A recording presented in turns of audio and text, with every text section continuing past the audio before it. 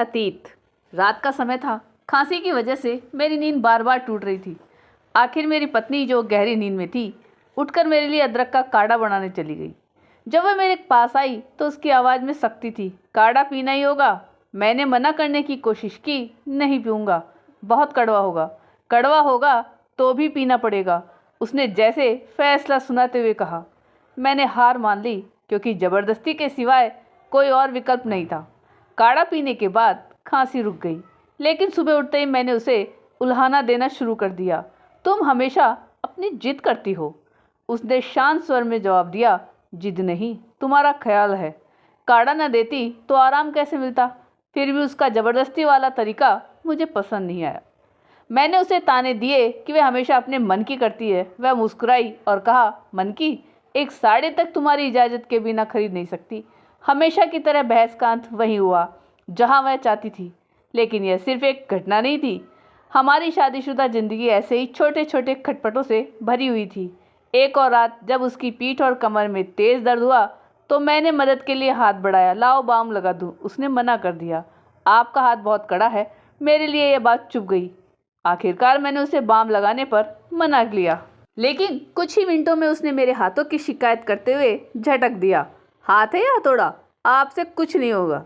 यह सुनकर मुझे गुस्सा आ गया। तुम्हें मेरी हर बात में नुक्स निकालने की आदत है, क्योंकि आप सही करते ही कहाँ हैं, उसने पलटकर जवाब दिया। बहस लंबी खिंच गई। मैंने तंज कसा। दूसरी औरत होती तो खुश होती कि उसका पति आधी रात को उसकी इतनी परवाह करता है। दूसरी औरत, उसने तीखा सवाल किया। उसकी नज़रों से बचने के लिए मैं मुंह फेरने लगा, लेकिन वह समझ गई।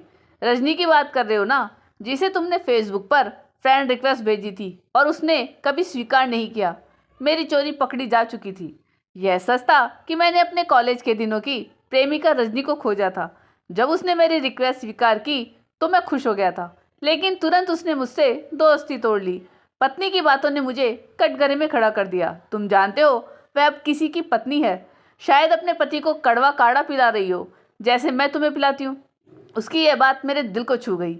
सच में रजनी अब अतीत थी। मैंने अपनी पत्नी की तरफ देखा, जिसने मेरे लिए न जाने कितनी बार अपनी नींदें और आराम त्याग दिए थे। यह एहसास हुआ कि हम इंसान अक्सर अपने अतीत की राख में चिंगारी खोजते रहते हैं, जबकि हमारे आज की खुशियाँ हमारे सामने होती हैं। निष्कर्ष यही है कि अतीत को छोड़कर आगे बढ़ें। जब तक हम बीते दिनों के सपनों में उलझे रहेंगे, ना खुद चैन से जी पाएंगे और ना अपने साथ रहने वाले को खुश रख पाएंगे। जीवन को वर्तमान में जिए, क्योंकि यही सबसे सच्चा और अमूल्य है। आपको एक कहानी कैसी लगी, ये कमेंट करके जरूर बताइएगा। चैनल पर नए हो तो सब्सक्राइब जरूर कीजिएगा। धन्यवाद।